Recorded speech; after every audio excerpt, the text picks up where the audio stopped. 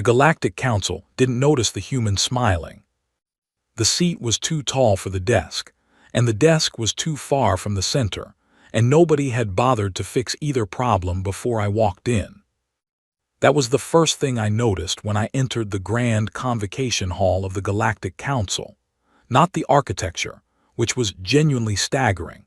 Not the 47 alien species arranged in a sweeping crescent of elevated platforms, each one representing a civilization that had been sailing between stars while my ancestors were still figuring out fire.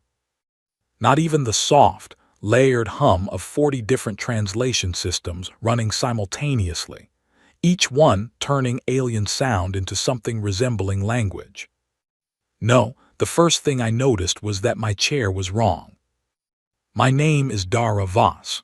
I am 31 years old. I grew up in a mid-sized city in northern England, studied political science at a university that nobody outside the country has heard of, and spent 6 years working in interplanetary resource law before the government called me and said, with absolutely no ceremony, that I had been selected as Earth's first ambassador to the Galactic Council. They said it like they were offering me a position on a committee. I later found out that I was not the first choice. I was not the second, third, or fourth choice either. The original selection had declined. The backup had suffered a medical issue. The third candidate had, quite reasonably, experienced what the official record described as a stress response and what the unofficial record described as refusing to leave his flat for 2 weeks. By the time they reached me, the Council's deadline for Earth to submit credentials was 4 days away. I said yes before they finished the sentence. That was 6 weeks before I walked into the convocation hall and discovered that my chair was too tall for the desk. The hall itself was enormous, carved from a dark mineral that seemed to absorb light rather than reflect it, with great curving walls that rose to a ceiling so high it had its own weather system. I am not exaggerating. There was, on the morning I arrived, a thin layer of cloud near the upper arches. The council had been meeting in this hall for roughly 4,000 years.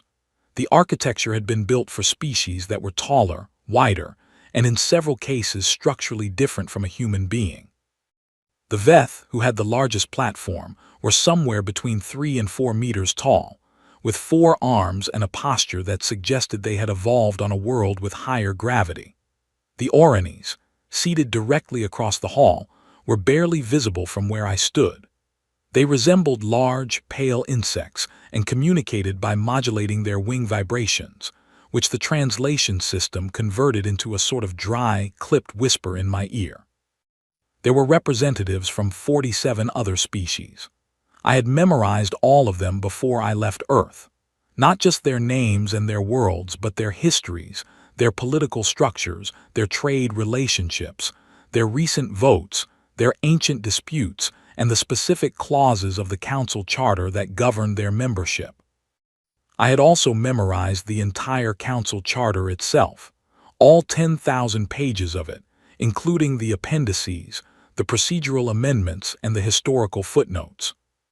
I had done this over the course of one night. This is not a boast. I had simply decided that if I was going to walk into a room where everyone had a 1,000-year head start on me, I was going to walk in having done my homework. Nobody knew that yet. Nobody was particularly paying attention to me at all. The Veth ambassador, a being named Counselor Vreth, was the one who had engineered Earth's admission to the Council. He had needed a 48th vote to break a procedural deadlock on a resource resolution, and Earth had been the fastest candidate world to contact given the time constraint. Our admission had been voted through in under 6 hours, with minimal debate, and the general consensus among the other species seemed to be that it was a temporary measure that would sort itself out eventually. Vreth himself barely glanced at me when I took my seat. He was deep in conversation with the Solan ambassador, a species of tall, silver-skinned beings who communicated in harmonic tones and seemed permanently amused by everything. The Solan translation always came out sounding faintly sarcastic. I had noted this. My seat was in the outermost ring of the chamber at the very end of the crescent, the furthest from the central podium. The translation earpiece I had been issued was a generation behind the current model, the kind that occasionally dropped syllables and had a slight delay. I had been given it without apology as though it were standard. I put it in without comment. The session opened. A VETH administrator announced the agenda in a language my earpiece translated with a slight buzzing undertone. There were 12 items on the agenda. I had read about 11 of them in the pre-session briefings. The 12th was a late addition, added that morning, related to a minor territorial adjustment in a sector I knew well from my resource law background. I did not speak. I sat and listened and watched. And at some point, somewhere in the second hour of proceedings, a small, strange feeling settled over me. Not anxiety, not awe, not the dizzying sensation of being wildly out of my depth, though all of those were present too. It was something else, something quieter. It took me a moment to identify it. It was possibility. Because here is what I saw when I looked around that room. I saw ancient powers moving on ancient rails. I saw alliances held together by tradition rather than trust. I saw the Veth and the Solon talking past each other with the comfortable fluency of two species that had been rivals for so long they had stopped actually listening. I saw the smaller member worlds sitting in their own outer rings, quiet and overlooked, casting votes that were always outnumbered and never consulted before decisions were made. I saw a system that had been running on the same assumptions for 4,000 years. And then I saw my own seat, too tall, too far back, issued a second-rate earpiece, given a rule book as a formality. Nobody expected anything from me. I looked down at the data pad in front of me, where I had saved the 10,000 pages of the council charter, and I felt something settle in my chest like a key turning in a lock. I smiled. Across the hall, the Veth ambassador was making a procedural motion. The hall hummed with the sound of 47 civilizations doing what they had always done, in the way they had always done it. Nobody noticed the human smiling, which was, as it turned out, exactly how I needed it. 3 months. That is how long I went without saying anything significant on the council floor. This drove my government contact, a man named Oliver Burke, absolutely out of his mind. Oliver was a senior official in the Earth Diplomatic Service, and he called me every 72 hours from a relay station just inside the heliopause to check on my progress. His idea of progress was speeches, statements, formal objections, visible, recordable evidence that Earth had a presence in the room. "You need to be seen," he told me, on what I counted as the 9th call. "I am seen," I said.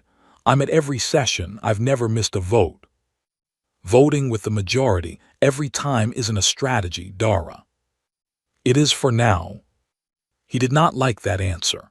But Oliver was 4 light towers away and I was the one in the room, so I continued doing exactly what I had been doing. What I had been doing was watching. Not passively. There is a difference between sitting quietly and actually watching, the same way there is a difference between hearing and listening. I was tracking everything. Every exchange on the floor, every side conversation I could catch fragments of, every pattern in the way different species voted and why, and more importantly, every relationship in that hall that looked solid on the surface but had something softer underneath. The Veth and the Solon had a trade compact that was publicly friendly and privately tense. The Solon had twice in the past decade quietly adjusted shipping routes in ways that benefited their own extraction operations at the expense of Veth-aligned territories. The Veth knew. The Solon knew the Veth knew. Both continued behaving as though the compact was fine, because neither could afford the diplomatic cost of addressing it openly. That tension was real, and it was load-bearing, and nobody was talking about it. The Oran Confederacy, a group of 7 small species who had banded together into a single council seat roughly 800 years ago, was showing fractures. 2 of the 7 member species had been in a low-level territorial dispute for 60 years. And the strain was visible in how their joint representative voted. Not dramatically, just a slight hesitation before certain motions, a pattern of abstentions that did not quite line up with stated Oran policy. The Oranis, the insect-like species who had been members for 11,000 years and held a permanent advisory position on the Council's highest procedural body, were genuinely respected by almost everyone and actively trusted by almost nobody. They had a habit of facilitating agreements that left both parties feeling vaguely that they had gotten slightly less than they should have. Nobody could ever prove this. It was simply the Oranis' way. I wrote all of it down, not on any network system, in a paper notebook, the kind you could buy at any shop in any city on Earth, with a pen, in a handwriting that nobody else could read without effort. The second thing I was doing was making friends. Not with the ambassadors, with everyone else. The station that housed the Galactic Council was called Nexus Station, and it was enormous, a sprawling structure that had been expanded and modified over so many centuries that its original design was archaeologically buried beneath layers of renovation. It housed not just the council chambers but the entire support infrastructure for 48 diplomatic missions, including thousands of staff, translators, technicians, and service workers. Most of the ambassadors never spoke to any of them. I spoke to all of them. There was a woman named Priya who worked in the document archive and had been there for 9 years and knew exactly which historical records were real and which had been quietly amended. There was a man named Cal who managed the translation system maintenance and could tell you which ambassador's earpiece was set to a faster feed than the standard issue and who had requested that upgrade.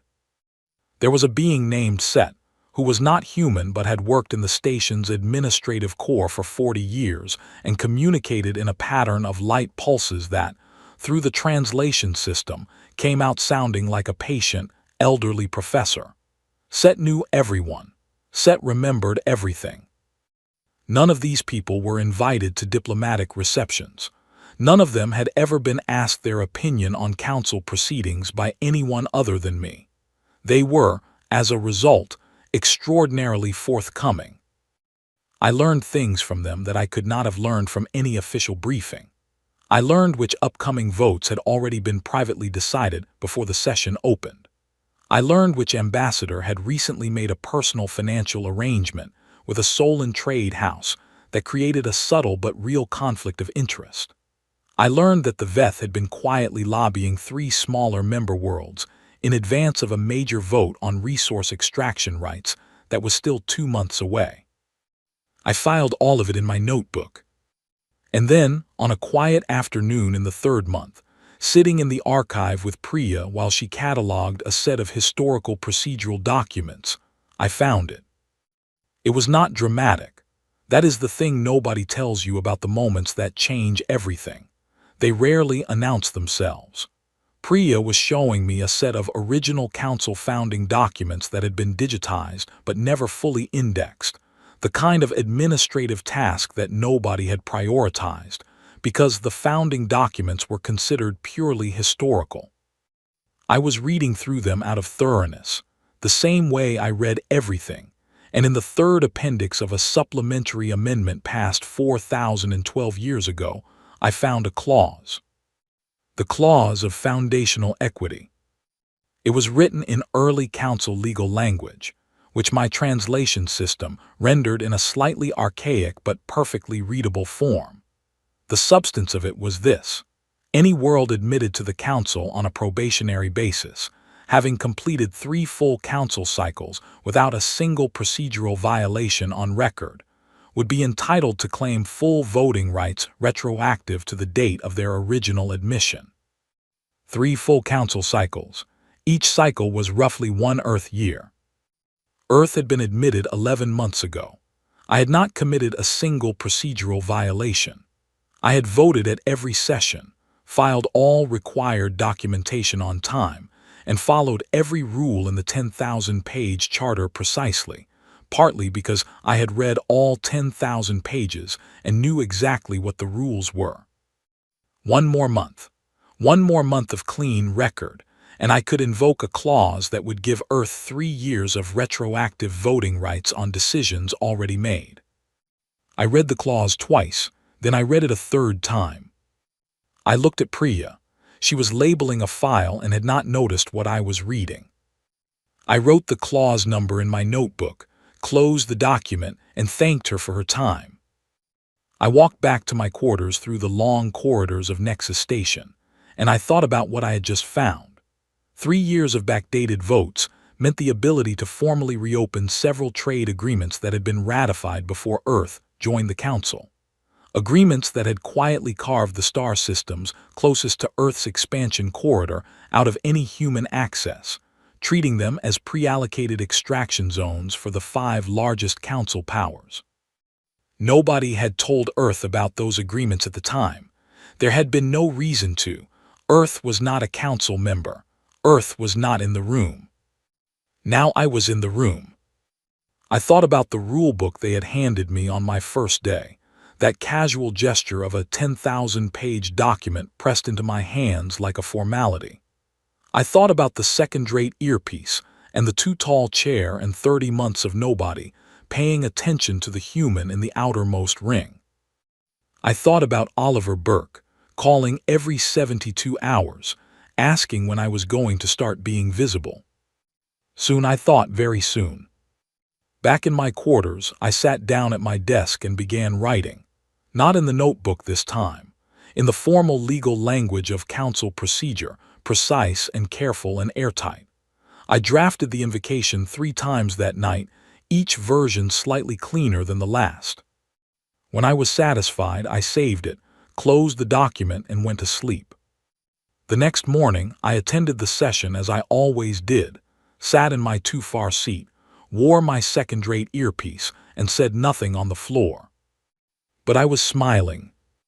And this time, it was because I knew exactly what was coming. The session that changed everything was not supposed to be remarkable.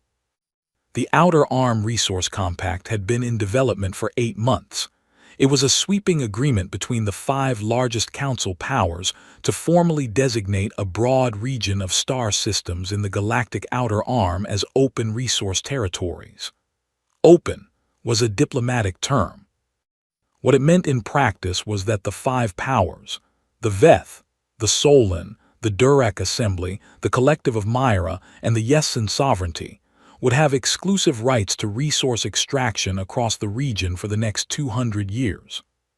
Several of those star systems were adjacent to Earth's projected expansion corridor, not inside it, adjacent to it, which meant that as humanity grew outward, as we eventually would, we would find ourselves surrounded on multiple sides by resource operations controlled entirely by other powers, with no legal standing to object, negotiate access, or establish our own presence. This had been arranged, quietly, before Earth was admitted to the Council. I had known about it for 2 months. I had said nothing and done nothing visible. I had spent those 2 months preparing. The session opened at the standard time. I sat in my seat at the outer edge of the chamber. 47 other ambassadors arranged themselves on their platforms. The Veth administrator opened the agenda. The compact was Item 3. Items 1 and 2 passed without incident. When Item 3 was called, Councillor Vreth of the Veth Dominion rose to formally present the compact for ratification. His voice was deep and measured, carrying the particular tone of someone who considers a vote already concluded before it begins. He outlined the terms, cited the supporting documentation, and formally moved for ratification. The Solon ambassador offered the second. Standard procedure allowed any council member to speak before a vote. 3 smaller member worlds registered brief, polite objections that everyone in the hall understood would be overruled. Then the floor was open to final statements before the vote was called. I pressed the request indicator on my desk panel. There was a small pause. I do not think anyone in that hall had seen me press the indicator before.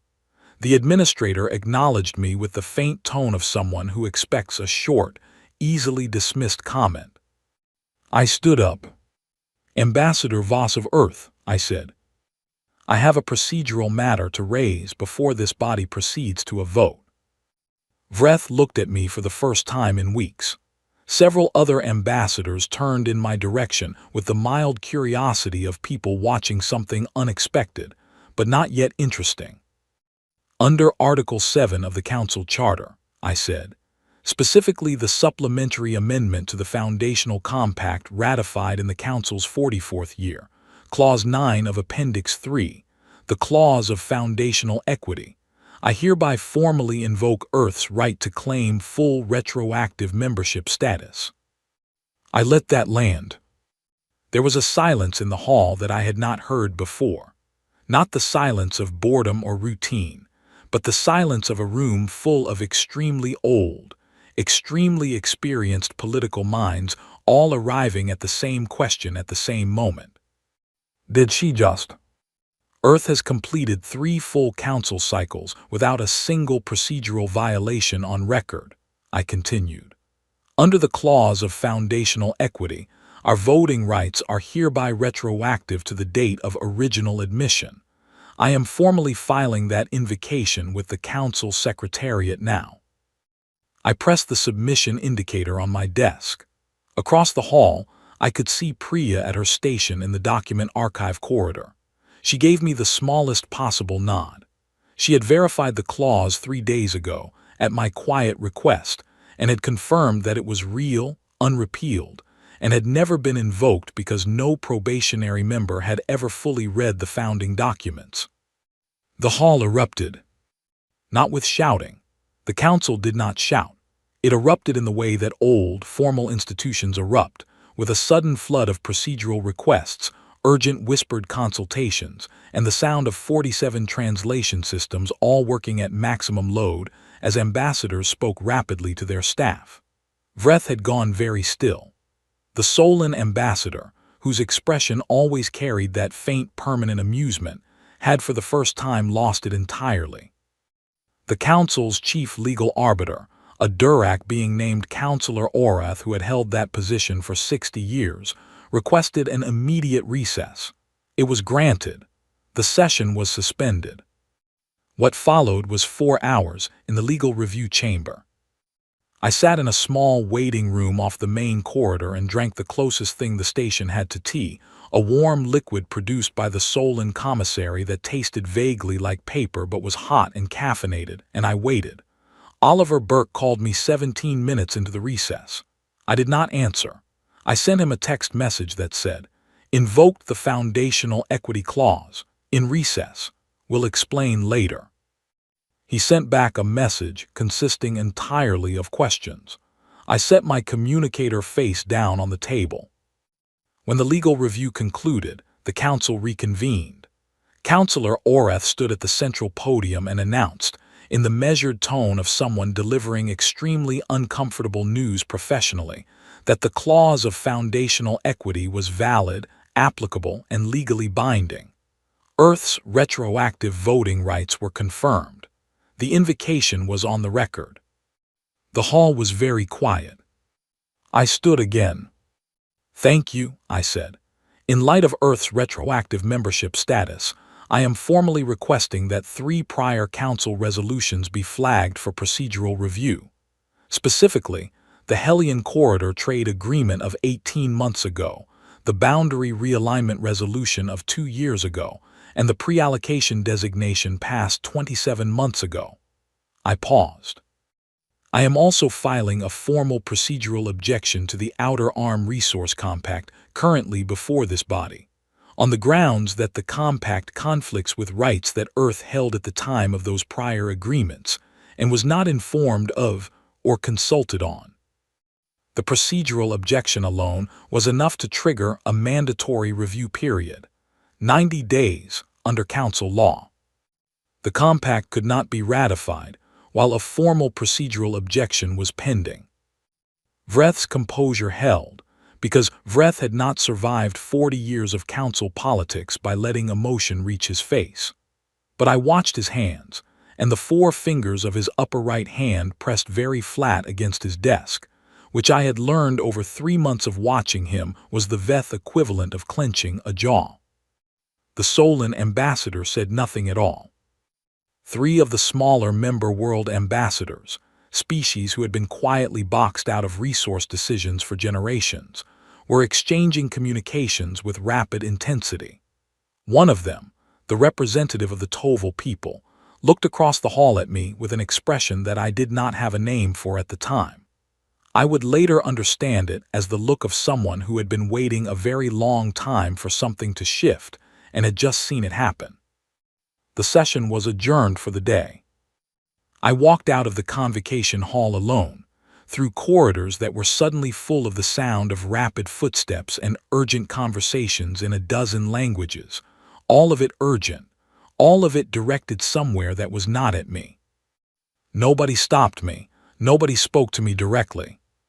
I turned a corner into a quieter passage and allowed myself, for exactly 30 seconds, to lean against the wall and breathe.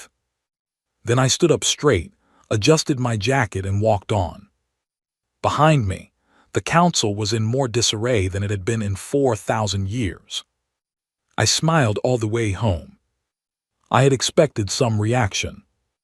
I had not expected the reaction to come from 3 directions at once, within 48 hours, with the speed and coordination of something that had been planned before I even filed my invocation. That told me something important. It told me that the 5 major powers had considered the possibility of exactly this kind of move, somewhere in their contingency planning, and had already agreed on a response. They had not expected a human to make the move, or to make it so quickly, but the response itself had been sitting in a drawer waiting for the right occasion.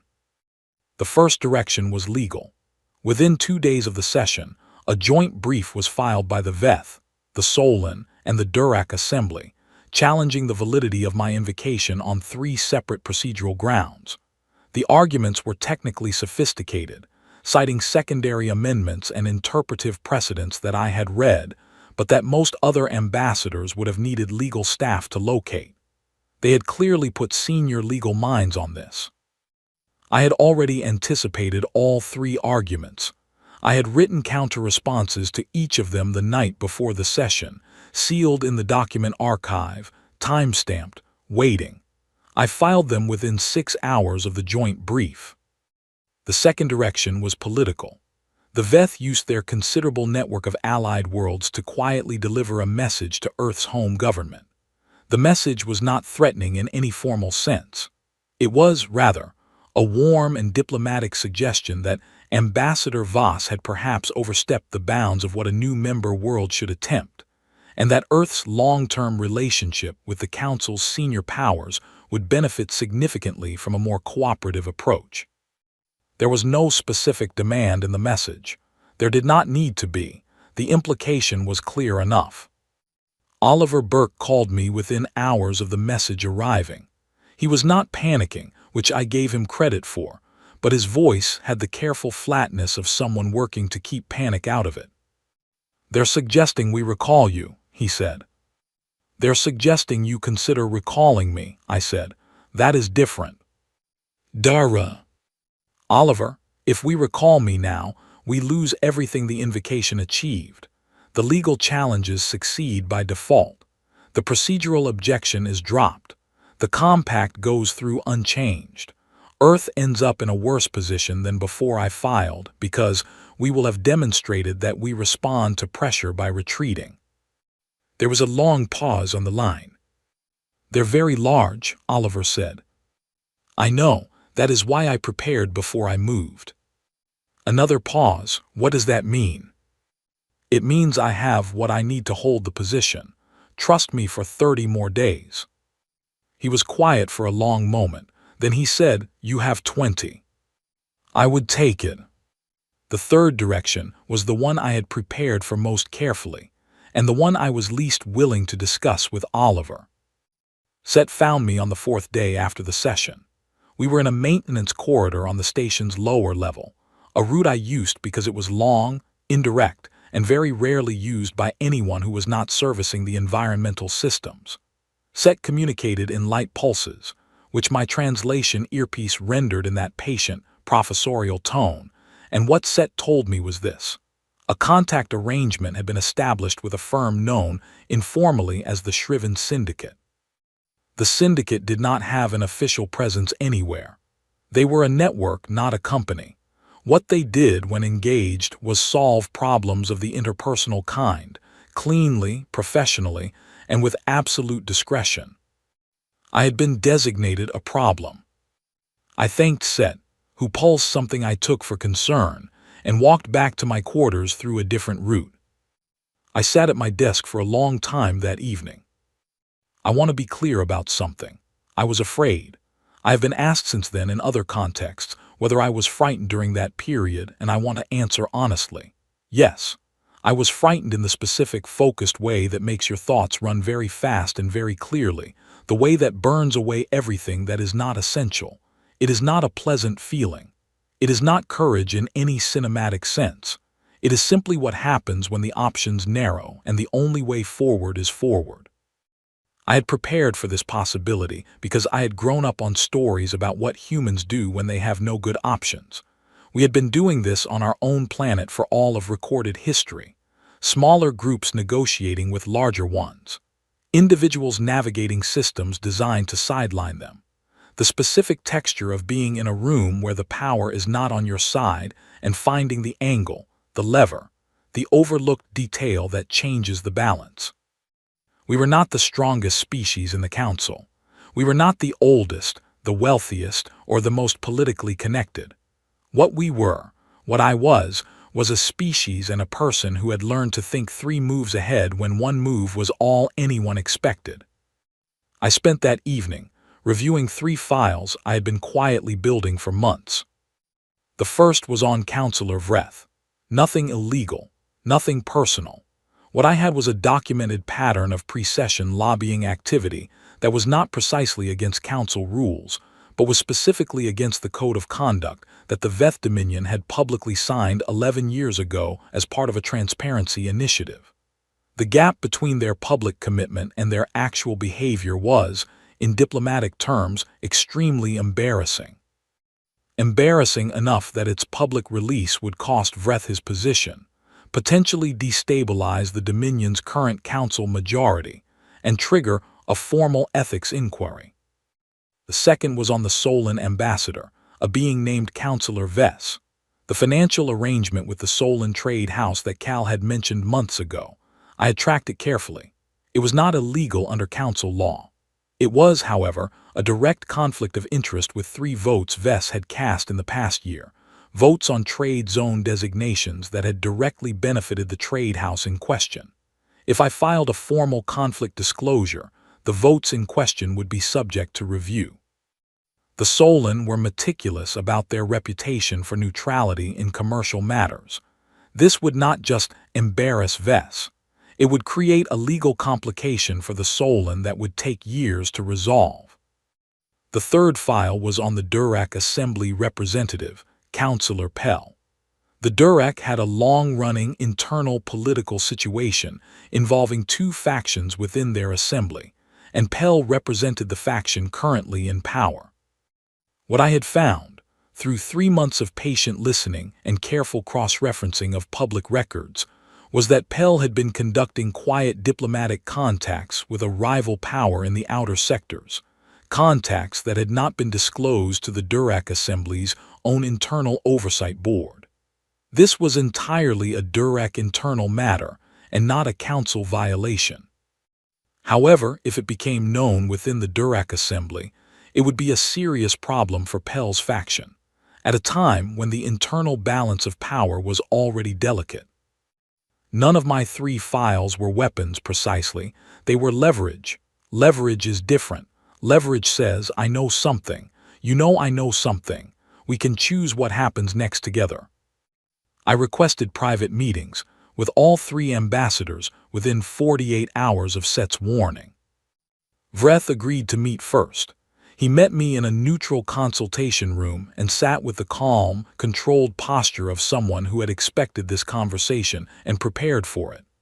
I placed my data pad on the table between us, face down, and I talked. I did not threaten. I explained. I told him what I had. I told him what I would and would not do with it depending on how the next few weeks proceeded. I told him that I had no interest in causing disruption for its own sake. I told him that I understood what he was trying to protect and that there were ways to protect it that did not require Earth to be shut out of its own expansion corridor. He listened without expression. When I finished, he was quiet for a long moment. Then he said in his deep, measured voice, "How long have you been building those files?" "Since my second week," I said. Another pause. "Were you ever genuinely uncertain about your position here?" I thought about that. About the first day, the wrong chair, the second-rate earpiece, Oliver calling every 72 hours, the 47 civilizations who had not bothered to remember my name. "Yes," I said, "constantly." He looked at me for a moment longer than I expected. Then he said, "I will make 3 calls this afternoon." The Shriven Syndicate contract was canceled within 36 hours. The legal challenge was quietly reduced to a single argument, the weakest of the 3, within a week. The meetings with Vess and Pell followed a similar pattern, not friendly, not easy, but functional. By the end of the second week, all 3 had shifted from active opposition to a careful, watchful neutrality. Oliver called me on the 18th day. "The pressure on us from the Veth has stopped," he said. He sounded genuinely confused. "Good," I said. "What did you do?" "I had conversations," I said, "diplomatic ones." He was quiet for a moment, then, "Are you all right?" It was the first time he had asked that. I looked out the small porthole of my quarters at the darkness between stars, which at this distance from any sun was absolute and total and perfectly, beautifully still. "Yes," I said, "I am completely all right." And I was. Not because the danger was over or because I had won anything or because the next 90 days were going to be easy, but because I had moved through the fear and come out the other side, and what was waiting there was clarity. I closed the call, opened my notebook, and started planning what came next. 90 days is a long time in galactic politics. It is also, when used correctly, exactly long enough to change everything. I spent the first week of the review period doing something that none of the 5 major powers expected. I stopped fighting them directly. I turned around and started talking to everyone else. There were, in the Galactic Council, 48 member worlds. 5 of them held most of the power. The other 43 had been watching the Council's decisions for generations with the particular patience of beings who have learned that the formal process is not really designed for them. Not hostile, not defeated, just quietly aware that the room was arranged for other people's benefit, and that making too much noise about it was more costly than it was worth. I had been in their outer ring. I understood the view from there. I began with the Toval representative, a woman named Counselor Nara, whose look across the chamber after my invocation I had not forgotten. The Toval were a mid-sized civilization, technically sophisticated, economically strong in their home sector, but consistently underweighted in council decisions because of the voting math. 3 generations of Toval ambassadors had tried and failed to shift that math through traditional lobbying. Nara was the 4th. I sat across from her in the station's small public garden, a pressurized enclosure full of plants from a dozen different worlds, and I told her what I was trying to do, not in vague terms. Specifically, the Outer Arm Resource Compact, the 3 agreements I intended to reopen, the changes I believed were achievable if the right coalition came together during the 90-day window. She listened. When I finished, she said, "What do you want from us?"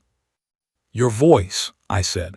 "Not your vote on the floor, not yet, just your willingness to be part of a conversation." She looked at me for a long moment. Why should the Toval risk the relationship with the Veth that we have spent 60 years carefully building? It was a fair question. I had prepared for it.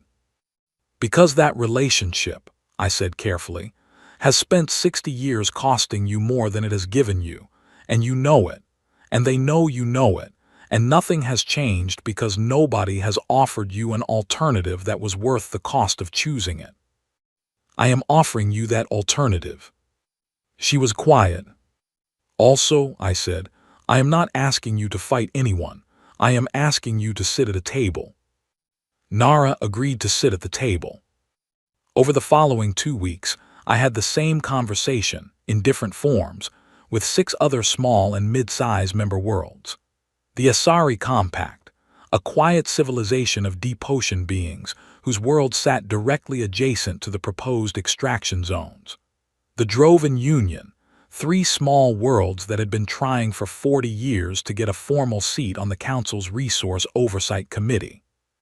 The Pelian Assembly, a species of remarkable engineers who had been providing technical support to the Solan extraction operations for decades, compensated far below what their work was worth, because the agreement had been structured before they had a strong enough council position to negotiate the terms. Every single one of them came to the table. I want to explain something about what I was doing because it was not clever in any complicated way. It was simple. It was the most human thing I knew how to do. I was listening. Every species I talked to had a specific need, a specific frustration, a specific thing they had wanted for years and had not been able to obtain because the system was not designed to give it to them. I listened to all of it. I did not promise things I could not deliver.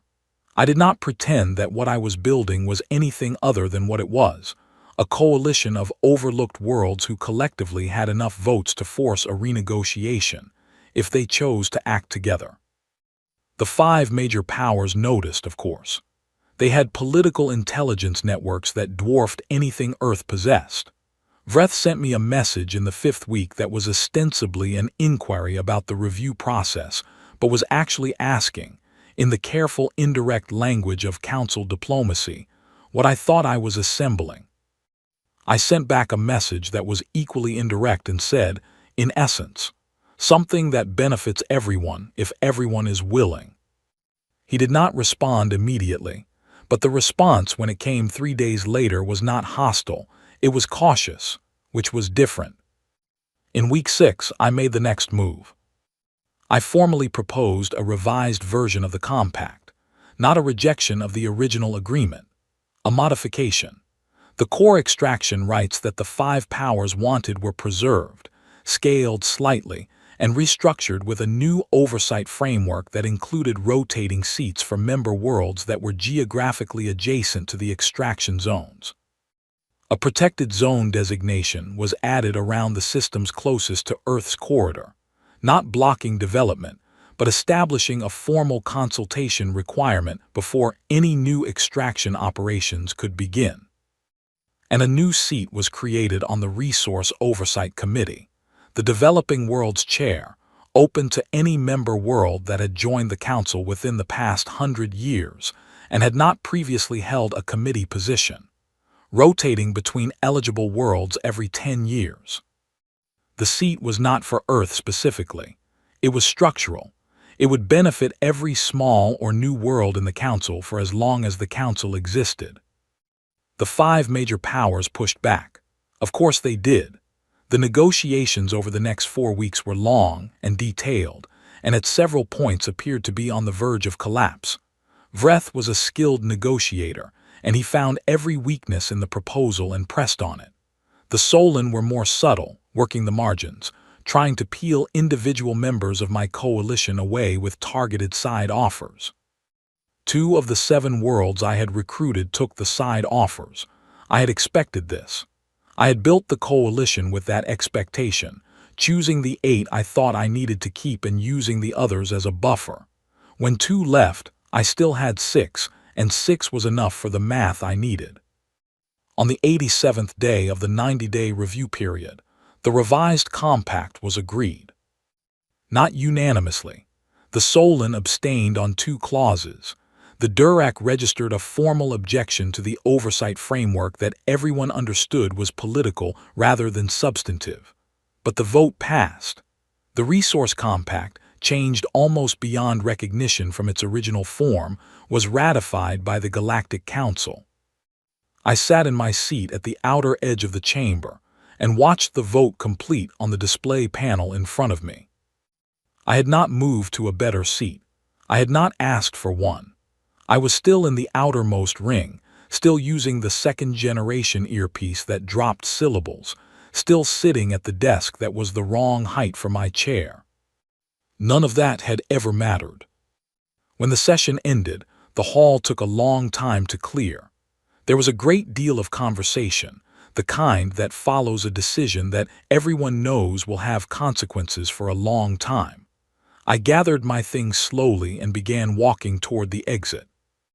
I was almost at the corridor door when I heard my name. I turned. The being walking toward me was the elder representative of the Orani's Collective, the oldest continuous member of the Galactic Council.